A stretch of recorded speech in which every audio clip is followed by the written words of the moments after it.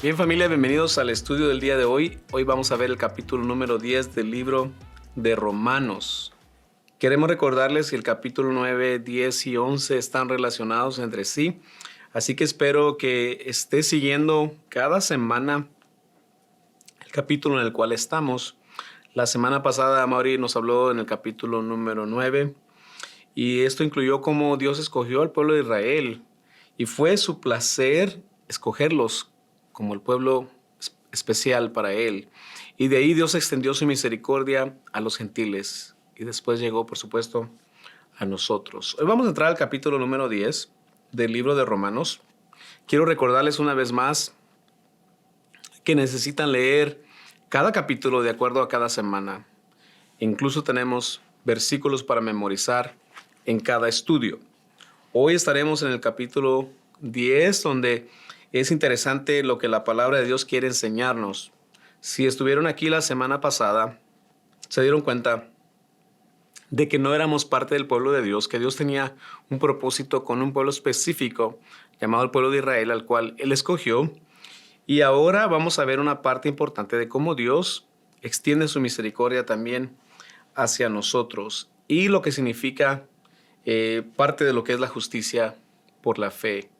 Cosas como estas. Vamos a ver el versículo número 1 al 4 del capítulo 10 de Romanos. Dice: Hermanos, el deseo de mi corazón y mi oración a Dios por los israelitas es que lleguen a ser salvos. Puedo declarar en favor de ellos que muestran celo por Dios, pero su celo no se basa en el conocimiento. No conociendo la justicia que proviene de Dios y procurando establecer la suya propia, no se sometieron a la justicia de Dios. De hecho, Cristo es el fin de la ley para que todo el que cree reciba la justicia. A lo largo de este capítulo 9, capítulo 10 y capítulo 11, vamos a ver cómo el apóstol Pablo hace mucha referencia acerca del pueblo de Israel y lo que implica en realidad la salvación, no solamente para ellos, pero también para los gentiles. Cómo la incredulidad del pueblo de Israel vino a ser un problema para ellos y cómo también para nosotros puede ser un problema ser incrédulos a la palabra de Dios también. Por eso Pablo, cuando empieza a hablar aquí en el capítulo número 10, dice claramente que el deseo de su corazón es que todos los judíos sean salvos. Ese es el deseo de su corazón. Pablo, siendo un conocedor de la palabra, un judío de nacimiento y haber recibido la gracia de Jesucristo, es el deseo de él que todos los que él conoce y todos los que están alrededor de él y toda la nación de Israel conozca a este Jesús, del cual él estaba lejos en otro tiempo, pero que al tener un encuentro personal con él, su vida cambia completamente. Y ese es su deseo. Eso es lo que él dice, que esa es su oración, que todo el pueblo de Israel llegue a ser salvo. Empieza diciendo aquí que ellos conocen una justicia solamente por la ley. Y entonces da a entender prácticamente que al igual que él, tenía un conocimiento de Dios muy diferente a lo que él conoció una vez que tiene un encuentro con Jesús. Y entonces viene a hacer referencia a una nueva ley, a un nuevo conocimiento, una nueva justicia, la cual está basada en otras cosas. Vamos a ver lo que dice el versículo número 5. Dice: Así describe Moisés la justicia que se basa en la ley. Quien practique estas cosas vivirá por ellas. Él hace mención de la ley de Moisés porque es lo que ellos conocen. Es la ley que ellos han venido escuchando por mucho tiempo. Tenemos que recordar que los judíos empiezan a conocer, a estudiar la palabra desde muy temprana edad. Para los 12 años ya un niño debe conocer gran parte del Pentateuco, debe conocer las Escrituras. Y entonces ellos son personas que están muy entradas en el conocimiento de la ley mosaica. Y hasta este tiempo, y hoy en día todavía, ellos continúan con esto. Creen que la ley mosaica es absolutamente todo. Entonces Pablo hace referencia de esto cuando dice: mi deseo es que conozcan la voluntad de Dios. Fíjate, que conozcan la voluntad del Señor, que conozcan quién es el Señor. Que sean salvos. Ese es su mayor anhelo. ¿Por qué? Porque él sabía y conocía que de acuerdo a la ley, era muy difícil alcanzar la justicia de Dios. Y entonces hace aquí un contraste en lo que es esta justicia alcanzada por la ley con una justicia que se alcanza por la fe. Y es lo que vamos a estar viendo el día de hoy. Cuando él hace referencia al versículo 5, dice que el hombre que hiciera estas cosas vivirá. Sea cualquiera que guardare la ley a plenitud, quiso decir, de acuerdo a la ley de Moisés, el que guardara la ley a plenitud viviría. El hombre que guardara la ley de Dios, tal y como era, al pie de la letra, tendría el favor de Dios. Ahora, eso es casi imposible. Más bien, es imposible que alguien no faltara a la ley.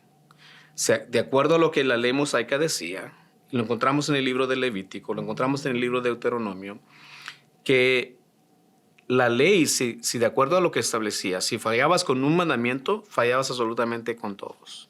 De ahí donde nace esa necesidad de ofrecer sacrificios, de sacrificar animales, de pedir perdón, porque no podían cumplir a plenitud la ley mosaica, la ley divina. Es interesante esto. Esta ley de la cual está hablando Moisés exigía un alto nivel de obediencia. Como se dice comúnmente, la barra estaba puesta muy alta, muy alta. Exigía un alto nivel de obediencia al cual Israel nunca podría llegar. Entonces, imagínate, no sé si tú has meditado en esto, pero si el pueblo de Israel no podía alcanzar la justicia divina, no podía alcanzar el agradar a Dios guardando la ley, imagínate nosotros que no somos parte del pueblo de Dios, que estábamos lejos de la palabra de Dios, que éramos desobedientes no solamente a la ley mosaica, no que éramos desobedientes a Dios por completo, estábamos mucho más lejos que ellos de alcanzar la justicia divina, de verdad. Pablo por eso hace énfasis mucho en esto. Me encanta cómo Pablo presenta en el libro de Romanos que no es ni porque el Señor tuvo tanto misericordia por Israel, ni porque el Señor tuvo más misericordia de nosotros, sino que es todo por la gracia de Dios. Esto lo viene hablando Pablo en los últimos 3-4 capítulos, del capítulo 6, capítulo 7. Pablo habla de que ningún hombre es justo, ningún hombre es bueno. El único bueno se llama Jesucristo. Y que todos nosotros vamos a ser salvos solamente a través de Él. No hay otra forma. No hay ninguna otra manera, dice. Y entonces entra en el versículo número 6 y dice, pero la justicia que se basa en la fe afirma, no digas en tu corazón, ¿quién subirá al cielo? Es decir, para hacer bajar a Cristo. ¿O quién bajará al abismo? Es decir, para hacer subir a Cristo de entre los muertos. Verso 8. ¿Qué afirma entonces? La palabra está cerca de ti, la tienes en la boca y en el corazón. Esta es la palabra de fe que predicamos. Interesante. Estamos hablando de la justicia que viene por guardar la ley. Y ahora Pablo hace mención de la justicia que viene, por la fe. Es un contraste de leyes, por decir así. Una es la ley que Dios estableció y la otra es la ley divina. Esta nueva ley, de la cual hemos venido hablando en los últimos 3-4 capítulos, la ley divina, la ley de justicia, la ley por fe, es lo que Pablo hace referencia aquí. Dice, somos justificados a través de la fe. No somos justificados por nuestras obras. No somos justificados por lo que hacemos. Tengo que aclarar esto. Ninguna persona hoy en día, aún creyente, es justificada por sus obras. Ninguno de nosotros hace nada suficientemente bueno para ganar el favor de Dios. Ninguno de nosotros puede añadir absolutamente nada al favor del Señor. Pablo hace referencia a esto aquí cuando dice de esto exactamente. ¿Quién subirá hasta el cielo para bajar a Cristo? ¿O quién descenderá al abismo para subir a Cristo de nuevo? Está hablando muy claramente. No hay nada más que hacer. No hay nada más que hacer, absolutamente nada más. No hay. Jesús lo hizo todo por nosotros. Y entonces hace énfasis a este pasaje que está en el libro de Deuteronomio, capítulo 30, donde dice que cercana está esta palabra a nosotros. Mira lo que dice Deuteronomio 30, 11 al 14. Este mandamiento que hoy te ordeno obedecer no es superior a tus fuerzas ni está fuera de tu alcance. No está arriba en el cielo para que preguntes quién subirá al cielo por nosotros, para que nos lo traiga y así podamos escucharlo y obedecerlo. Tampoco está más allá del océano para que preguntes quién cruzará por nosotros hasta el otro lado del océano, para que nos lo traiga y así podamos escucharlo y obedecerlo. Verso 14. No, la palabra está muy cerca de ti. La tienes en la boca y en el corazón para que la obedezcas. Interesante. Él está haciendo observación en cuanto a esto y dice, no está lejos de nosotros la palabra de Dios. Ellos como judíos conocían la palabra de Dios y por eso dice, está muy cerca de ti, la tienes en la boca y en el corazón para que la obedezcas. Otra vez hace referencia a esto, una y otra vez. Conocían la palabra de Dios, la memorizaban, la sabían decir, la sabían recitar, pero no estaba en su corazón, estaba solamente en sus labios. Y el Señor dice, no es así. Necesitan poner en práctica esta palabra, lo que han venido escuchando. Y hace énfasis en esto entonces. Regresemos al versículo anterior otra vez, Romanos 16, 8. En el versículo 8 dice, la palabra está cerca de ti, la tienes en la boca y en el corazón. Esta es la palabra de fe que predicamos. Ahora, hace referencia a este pasaje y dice, no digas en tu corazón, ¿verdad? No digas en tu corazón quién irá por nosotros. No digas en tu corazón cómo haremos. No digas en tu corazón cómo alcanzaremos justicia. Pablo está haciendo referencia a que la palabra debe hacer algo más que solamente conocimiento en nosotros. Ellos sabían que era justicia por ley, que todo lo que hacían y que todo lo que ganaban era el favor de Dios porque habían guardado sus mandamientos. Y ahora se contraste aquí de que la palabra está en ellos, pero tienen que ponerla en práctica.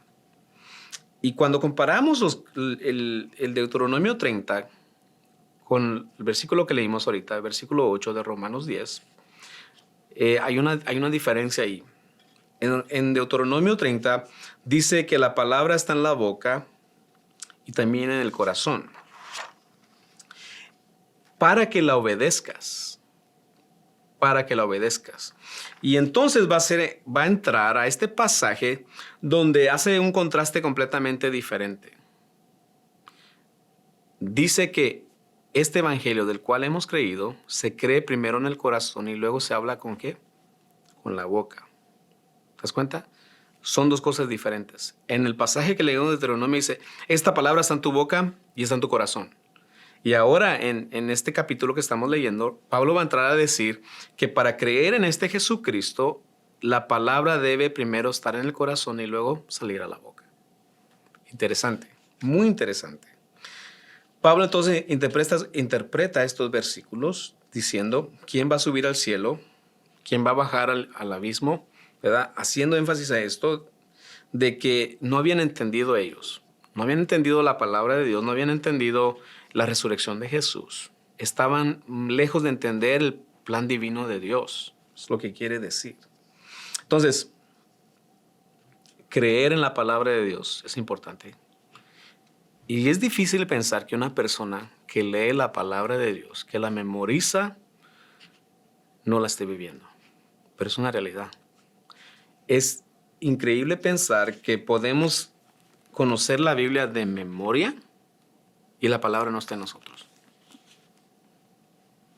Pero es cierto. Hay personas que dicen que profesan conocer a Dios. Sin embargo, no está muy lejos de ese pasaje que dice que un día el Señor dirá, apártense de mí, no los conozco. Pero Señor, en tu nombre hicimos esto, echamos fuera demonios, hicimos milagros, hicimos esto. Y el Señor va a decir que no los conozco. Apártense de mí. No sé quiénes son. Es increíble pensar eso. Y eso le pasó al pueblo judío. Creían que conocían la palabra de Dios. Y ahí lo dice. Cercana está esta palabra en tu boca y en tu corazón. Esta palabra de fe, la cual predicamos. Pablo les quiere decir al pueblo judío, la palabra de Dios siempre ha estado ahí. Este evangelio siempre ha estado ahí.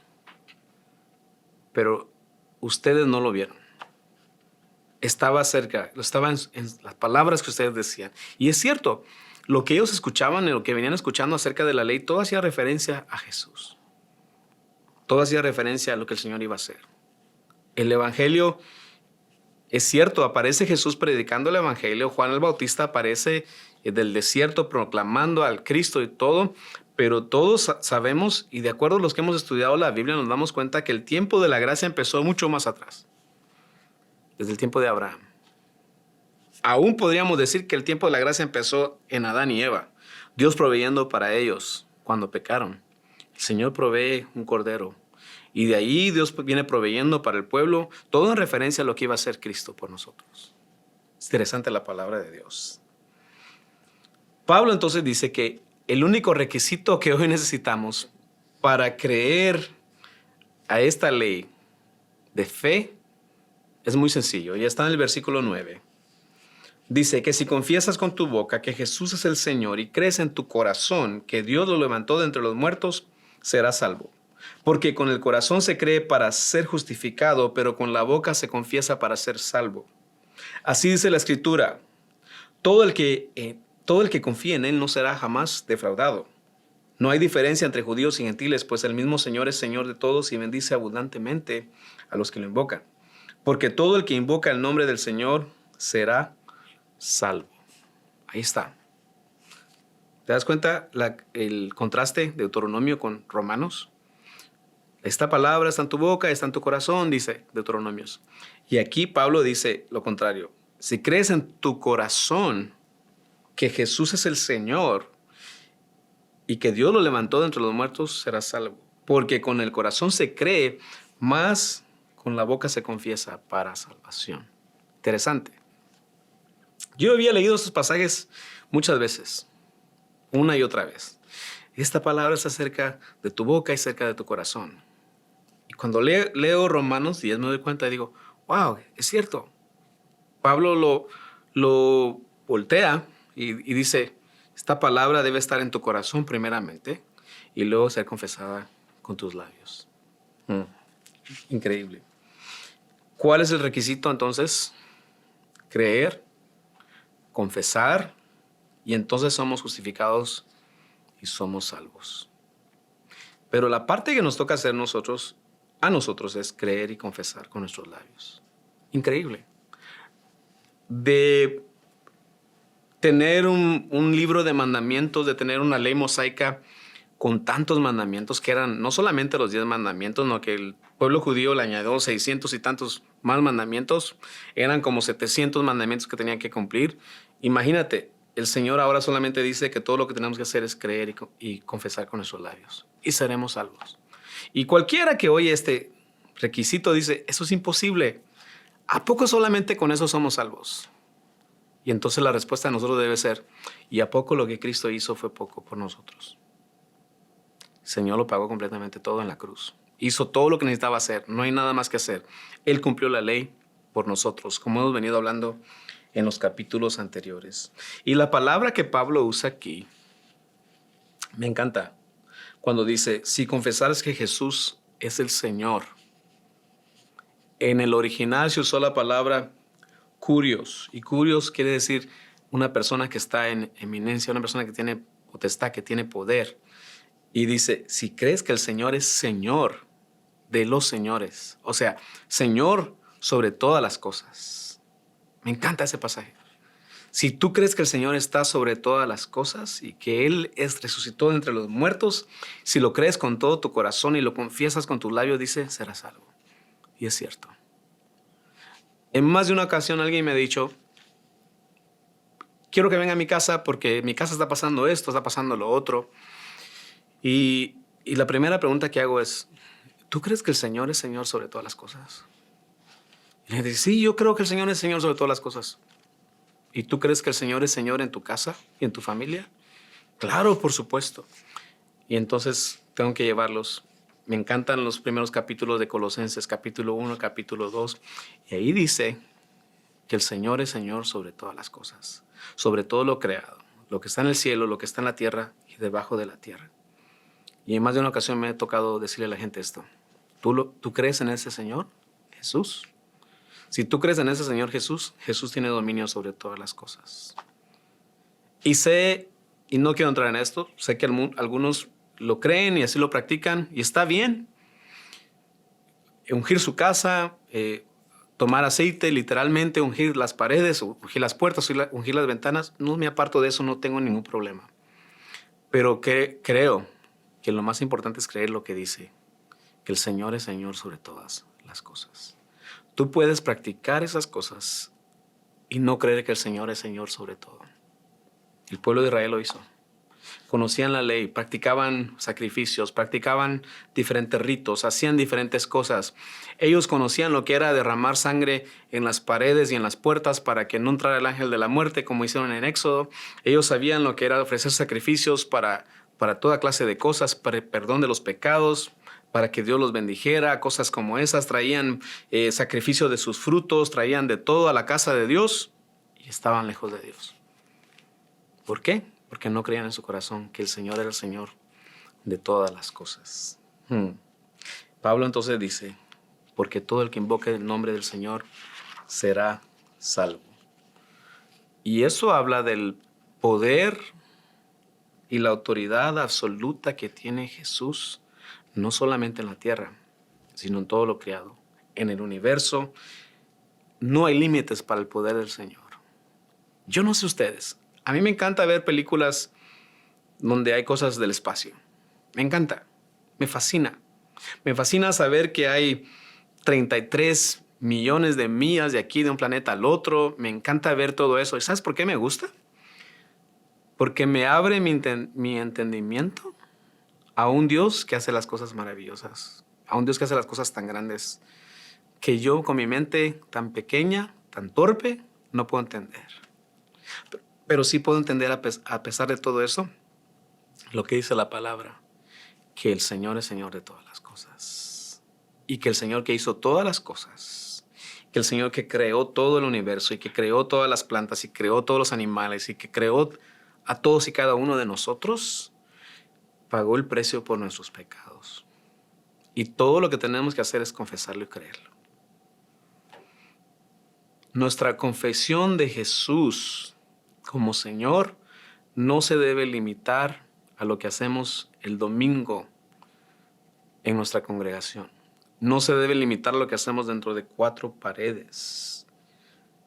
Hermanos y hermanas, amigo y amiga que estás viendo, necesitas creer con tu corazón y confesar que Jesús es el Señor.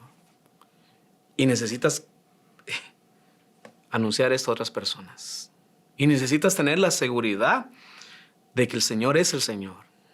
Cuando alguien te pregunte y cuando alguien te quiera saber razón de esto, digas con seguridad, Jesús es el Señor sobre todas las cosas. Él es el Señor. ¿Qué hizo a Jesús el Señor sobre todo? Eso exactamente. Sacrificarse por nosotros, venir por nosotros y tomar una figura de hombre, tomar un cuerpo humano, sacrificarse por ti, por mí. Eso le ganó el título de ser Señor de los señores, dar su vida por nosotros. Y todo lo que nos pide es creer en nuestro corazón. Creen en tu corazón que Él es el Señor. Y entonces dice, serás salvo. La Biblia habla en referente al corazón en diferentes partes de la Escritura. Cuando hace referencia al corazón en la Biblia está hablando a esa parte interior de nosotros. Algunos dicen que el corazón, de acuerdo a la Biblia, puede ser interpretado como el alma. Algunos dicen puede ser interpretado como nuestro subconsciente. Algunos dicen puede ser interpretado como la voluntad, ¿verdad? Cosas como esas. Pero lo que la Biblia siempre dice es que habla acerca de esa persona interna que tenemos. Cuando habla de nuestro corazón. Es la persona quien tú eres, la esencia que tú eres, no el físico. La esencia tuya, la persona adentro, que es la que necesita reconocer al Señor. Y es una realidad. Nuestro cuerpo es guiado por lo que somos adentro. Es cierto, somos guiados a hacer lo bueno y lo malo por lo que somos adentro. Tu cuerpo no obedece a nadie más. Yo no puedo decirle a tu cuerpo, Bueno, sí puedo decirle, haz ejercicio, ¿verdad? Pero tú decides y tú le dices a tu cuerpo, sí voy a hacer ejercicio. Tú lo levantas, tú lo mueves, tú lo alimentas, tú haces todo, tú le das descanso, tú haces todo por tu cuerpo. Tu voluntad mueve tu cuerpo, ¿verdad? Y a eso es lo que se refiere a esto cuando dice en tu corazón, tu persona, quien tú eres dentro de ti, necesita creer en el Señor, que Jesús fue levantado de los muertos.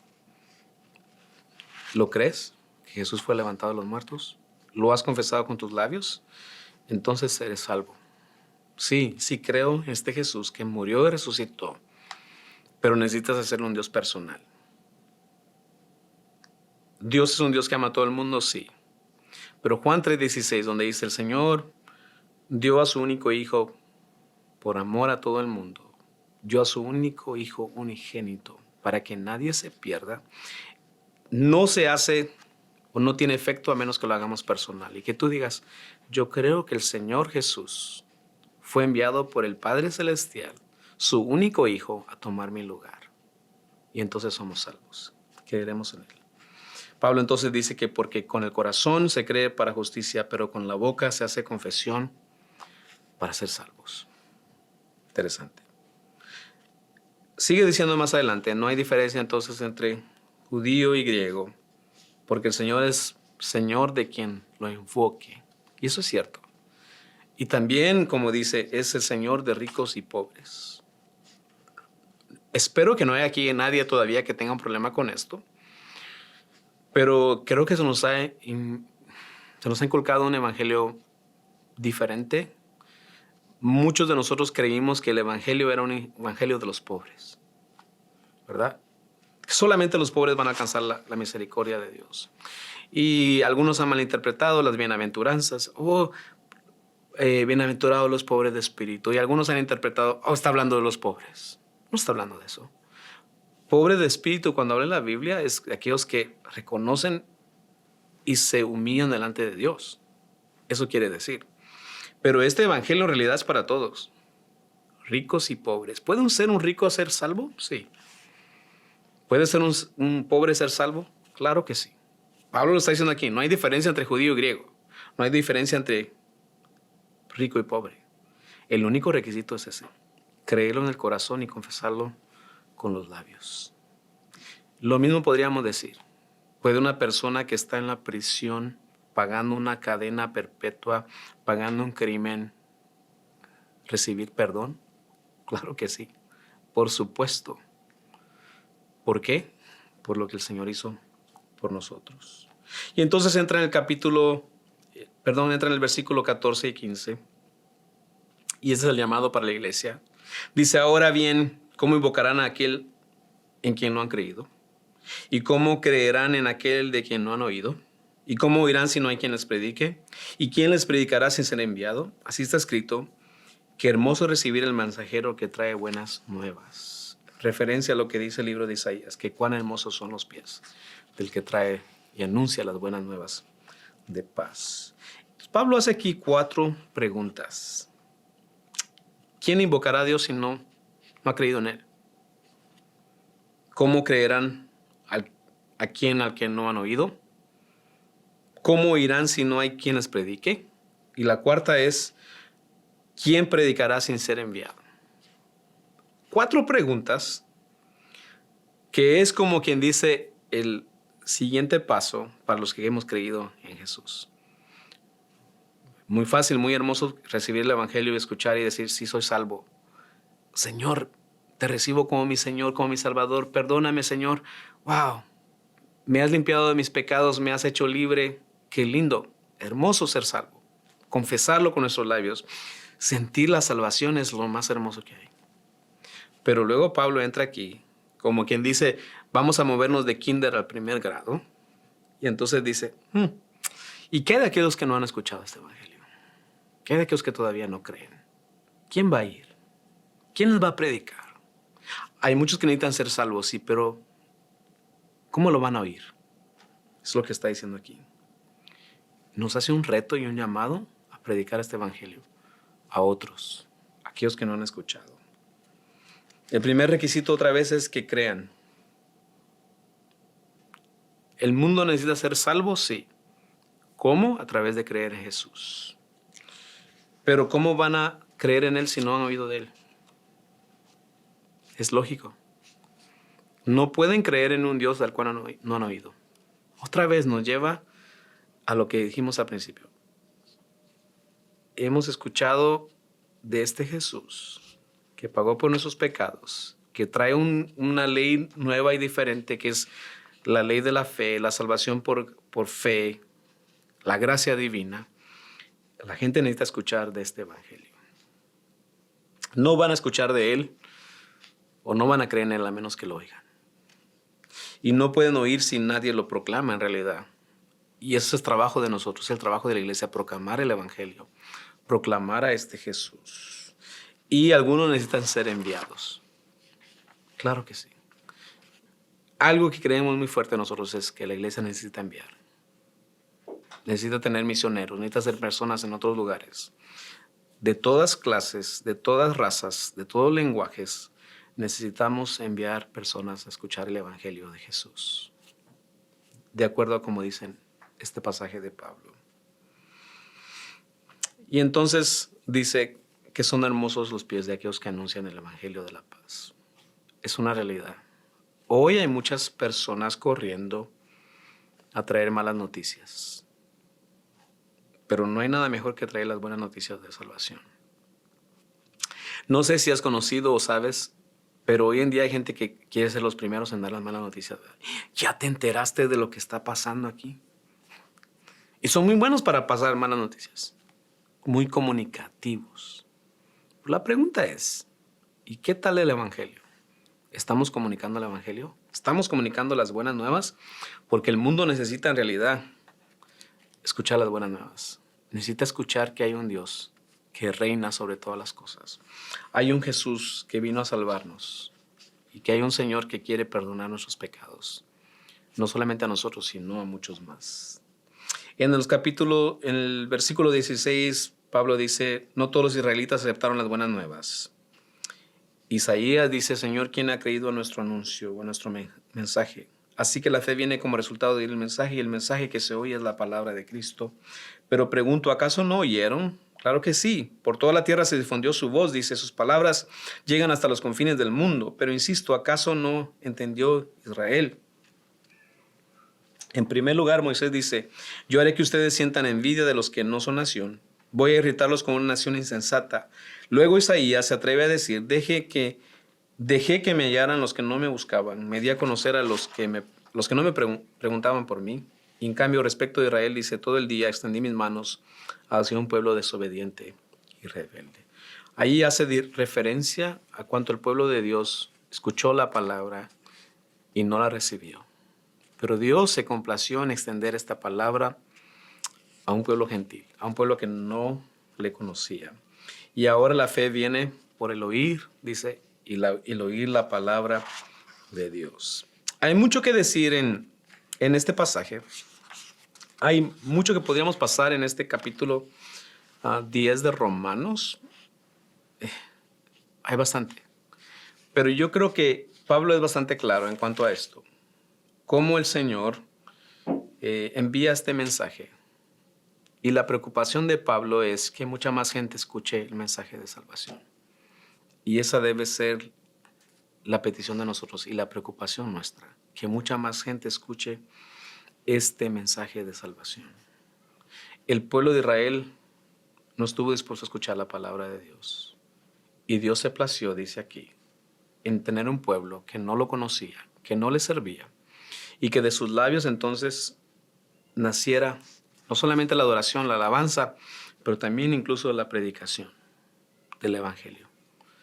Y ese es el mensaje del evangelio, en realidad la esencia del evangelio es ese, que dejó de ser solamente para los judíos y pasó a ser para todos aquellos que crean en este Jesús.